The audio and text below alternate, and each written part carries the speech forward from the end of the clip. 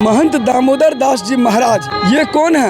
ये भाई जी सरकार के कृपा पात्र हैं। अच्छा, भाई जी सरकार के कृपा पात्र हैं। हाँ। ये भाई जी सरकार कौन थे? ललन जी को जो सरकार है ना, जिनका स्मृति महोत्सव मनाया जाता है, वहाँ महंत कहने से उनको उतना प्रसन्नता नहीं होता था जितना भाई जी कहने से वह प्रफुल्लित होते थे। इनका जन्म कहाँ हुआ था भाई जी सरकार का? भाई जी सरकार का उनका जन्म स्थान सुगौना कहा जाता है। पितृभूमि है वह सुगौना है और मातृभूमि बेनीपट्टी। कथा का समय क्या है? कथा का समय 4 से 7 रख रहे हैं। वैसे आज घोषणा हुआ है 3 से 6 का। 3 से 6 का? हाँ। कथा का समय 3 बजे से संध्या 6 बजे तक रखा गया है। और रासलीला का जो समय है वो क्या है? रासलीला का समय सुबह में 9 से 12 है। भजन संध्या जो हो रहा है उसका समय क्या दिया गया है? भजन संध्या का 7 से 9। कार्यक्रम है कितनी तारीख से कितनी तारीख तक है? 3 तारीख से 11 तारीख तक पोस्टर में दिया गया है, परंतु यहाँ 2 तारीख से 12 तारीख तक चलेगा। तो महंत ललित किशोरी दास जी महाराज की स्मृति में यहाँ 3 तारीख से कार्यक्रम शुभारंभ हो चुका है। 3 तारीख से लेकर 11 तारीख तक ये पूरा कार्यक्रम होने वाला है। देख सकते हैं यहाँ वृंदावन से ऐसे कथावाचक आए हैं जिनको पूरा देश ही नहीं विदेशों तक इनका कथा सुनने के लिए लोग टीवी पे नजरें बिठाए रहते हैं। मिथिला की पावन धरती पर लोग यहाँ पर पूरी तरह से भक्ति में शराबोर। ये जगह चैतन्य कुटी। वीडियो को ज्यादा शेयर कीजिए और कमेंट बॉक्स में अपनी प्रतिक्रिया जरूर लिखिए। श्रीमद् भागवत कथा का मर्म क्या है और क्यों सुनना चाहिए श्रीमद् भागवत कथा। नमस्कार, आप देख रहे हैं न्यूज़ टुडे मिथिला में। हमारे साथ आकाश मिश्रा और इस वक्त हमारी मौजूदगी मिथिला के हृदय स्थली बेनीपट्टी में और बेनीपट्टी के चैतन्य कुटी में। इस वक्त देख सकते हैं कि ये बेनीपट्टी का चैतन्य कुटी वृंदावन कहा जा रहा है। इसका वजह बताया जा रहा है वही कथावाचक जो महज 7 वर्ष की उम्र में पूरे देश और विदेश में पुरजोर चर्चा का केंद्र बने थे।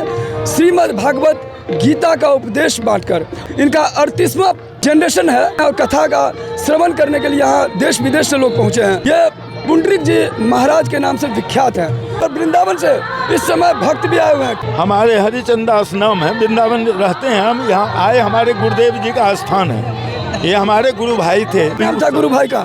श्री 108 ललित किशोरी दास जी महाराज। ललित किशोरी दास जी महाराज। हाँ, उनको भाई जी कहते थे। हमारे गुरु भाई लगते थे, ऐसे महंत थे यह स्थान के। इनका शरीर प्राप्ति हो चुका है। यहाँ का जो प्रोग्राम है अभी तक इस तरह का प्रोग्राम कहीं नहीं हुआ था। इसमें बड़े बड़े गायक, अभी कलकत्ता के गायक आए हुए हैं। IB बनर्जी है। अच्छा, IB बनर्जी। हाँ।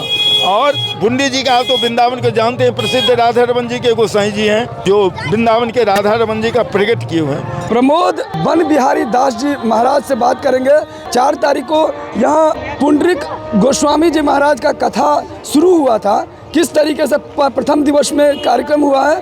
प्रथम दिवस उन्होंने भागवत जी की महिमा भूमिका के रूप में बताए और स्थान से जो उनका लगाव है, भाई जी सरकार श्री ललित किशोरी दास जी के प्रति जो सौहार्द प्रकट किए। आज दूसरे दिवस में उन्होंने प्रथम स्कंद के एतद निर्मिद्यमानानां मिच्छताम कुतो भयम जोगी नाम नृप निर्णीतम हरे नामानुकीर्तनम, इसका उन्होंने बहुत सुंदर ढंग से व्याख्या किए हैं कि कलयुग में स्वार्थ और परमार्थ जितने हैं सब भगवान नाम लेने से ही पूरा हो जाता है। यही समस्त ऋषियों का, जोगियों का निर्णय है। जोगी नाम नृप निर्णीत हरेर नामानुकीर्तनम। गोपाल भट्ट गोस्वामी दक्षिण भारत के थे। जब वह नेपाल में गए, शालिग्राम भगवान उनको प्राप्त हुआ तो वहीं से एक दामोदर उपाध्याय करके एक पंडित उनके साथ आए जो उनके अनुयायी हुए और राधा रमन जी के पुजारी हुए। उन्हीं के वंशज ये लोग हैं, तो गोसाई कहलाते हैं, गोस्वामी कहलाते हैं। आप इनकी बात कर रहे हैं, पुंडरीक गोस्वामी जी महाराज? जी। पूर्ण रूप से कहाँ के निवासी हैं? ये नेपाल के वासी हैं, इनके पूर्वज। चैतन्य कुटी है, इसकी क्या महत्व है? चैतन्य कुटी यहाँ पर जो महाराज जी थे ना, तो वो साधन भजन यहाँ पर किए और साधु सेवा से उनका नाम विख्यात हुआ पूरे भारत में।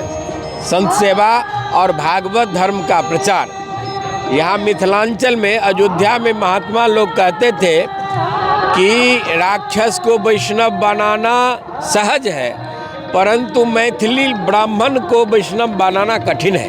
इनका जो स्वभाव था तो कहे जब उनका शरीर छूटा कि मिथिलांचल से आज वैष्णव का ध्वजा गिर गया। ऐसे कर्मठ थे।